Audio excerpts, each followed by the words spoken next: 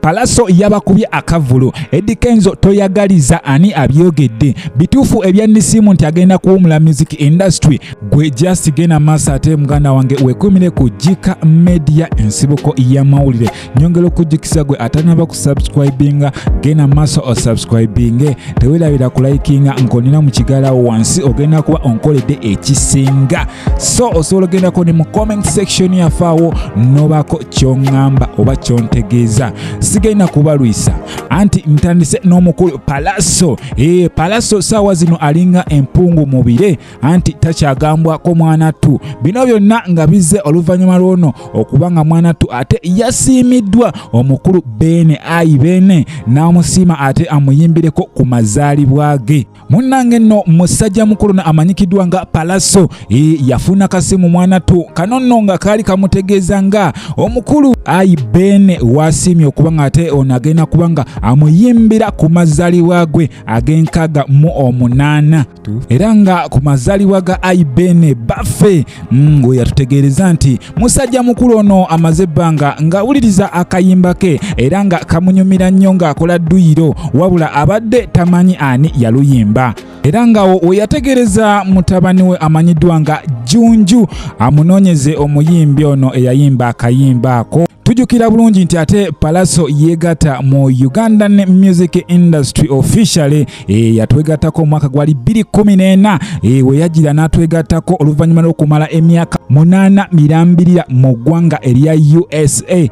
Wano nno we yatandikira mwana tu otukuba it ku it muziki ku muziki omwali ennyimba nga Amaaso, Mundongo, Go Down Low n'endala mpitirivu nnyo wabula ate asinze kuvaayo mu lockdown eno musajja mukulu yakubamu ennyimba mpitirivu nnyo ezaali ensufu ekintu ekyamuteeka ku ntiko n'akirako ku bayimbi banne kubanga ono yatuuka ekiseera muganda wange nga buli luvannyuma lwa mwezi ata oluyimba ate nga lwama ngano ezimu kwezo ezakolera ddala obulungi mwe muli ennyimba nga Malamu, Nalonda Namala, Anyoyo, Mpalaavu n'endala nnyingi nnyo nno ddala. Era wano mwana tu waviriddeyo n'ategeeza abo bonna ababadde bamukonjera nga bamwogerera nga byayimba waatabitegeera nti baswadde nnyo nno ddala. Pallaso agenze maaso n'ategeeza gwe wenna omuvubuka ali eyo nti woba ate mwana tu olina kyokola leka kuwuliriza bigambo. Kyo kituufu abakulwanisa bajja kubaawo naye tebakujja ku mulamwa. Genda maaso n'ekyo kyolina okukola ate lunaku lumu lujja kukya mwana tu obenga yegwe alidde empanga. Ffenna tukimanyi bulungi nti kabaka azze asiima mwana tu abayimbi ab'enjawulo abayimbira nno ddala obulungi era nga wakuyita oba wasiima omuyimbire manya gwe kyokola okitegeera bambi era nga bazze bamuyimbira ku mikolo egy'enjawulo ne ku mazaalibwa ge nga bamu ku bo mwe muli omukulu Mathias Walukaga, Stabua Natolo n'abalala bangi nnyo. Naye munange olunaku olwaleero njagala okutegeeza nti munange kabaka ate yasiimye omukulu from Mayanja family alabike ngate yaba amusanyusa. Teweerabira gwe omukwano gwange nti oli ku Jika Media ensibuko y'amawulire. Kakati nno we tweyongerayo mu maaso omukulu Big Eye avudde omwana to n'alangira omukulu Eddy Kenzo. Bino bya bulijjo bano tubadde tubalabanga beerangira onagamba onandoga gwandoga.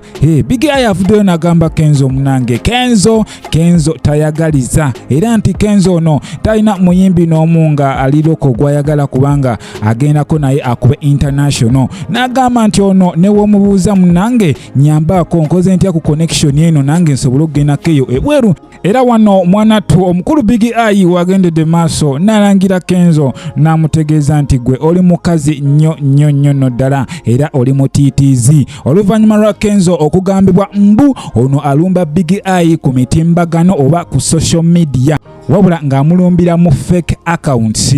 Era nno omukwano gwange wano amuyise erinnya nga Mr. Eddy Kenzo eyo nkola nkadde nnyo era gikyuseemu. Kyenyinza okugamba mukwano gwange olutalo lwa bano dwo lulabika si lwakuggwa kubanga guno si gwe mulundi ogusoose okubanga omukulu Big Eye avaayo n'alumba Eddy Kenzo.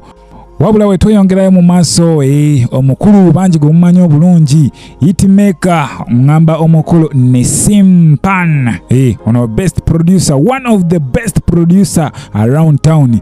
Ono avuddeyo n'atutegeeza nti ye ali mu ntegeka ate mwana tuza kulabika nga awummula ekisaawe kya music.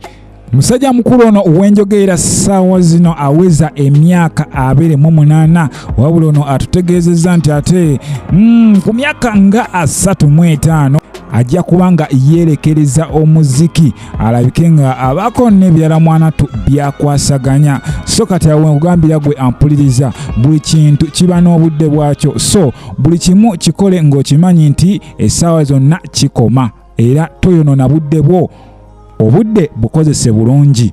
Onagenze maaso mwanatu n'atutegeeza nti teyejjusa ate kulabika nga abadde akola omulimu guno ogw'okubanga akola production. Nagamba nti ye ayina ate kiyeekoleddemu. Jjukira ono asobodde ate okwezimbiramu apartments ez'enjawulo, avuzeemu amamotoka ag'ebbeeyi, ssaako n'okulabika nti akolaganyeko n'abantu ab'amaanyi. Jjukira musajja mukulu ono akozeeko n'abayimbi ab'amannya.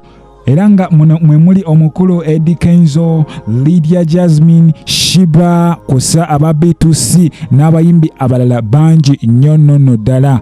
Wabula ennyimba zino zonna omukulu ono zazze afulumya, njogera ku Nesim best producer around town. Ono zonna zabadde afulumya mwanatu zibadde bangers nga zikubira nno ddala. Musajja mukulu ono muganda wange Nesim anti ono yakamala emyaka 12 mirambirira mu kisaawe ky'omuziki era nga atutegeezezza nti ye ssaawa zino buli kyakola mwanatu yeetegekera retirement age ye gye nabagambyeko awo nti ye agamba ku myaka 35 ajja kubanga ate alekulira omulimu gw'obwa producer.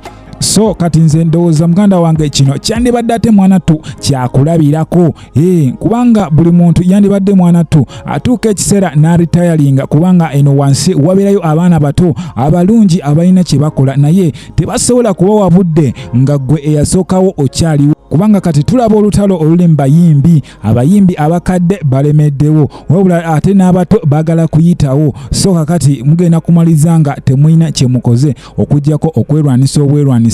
Ekintu kye ngamba nti ate kiba kizaamu industry emabega. Nyongera okujjukiza nti obadde ku Jika Media ensibuko y'amawulire. Genda mu maaso muganda wange otwekuumireko, ogenda kubanga ofuna ate ekisinga ku ekyo ky'oyagala. Gwa atanaba kusubscribinga genda maaso okinkolere, nkonirako ne mu kigalaawo sako ogendako wali mu comment section obeko ky'oŋŋamba. Nsaba Mukama Katonda ate abampere ekisinga era abankuumire.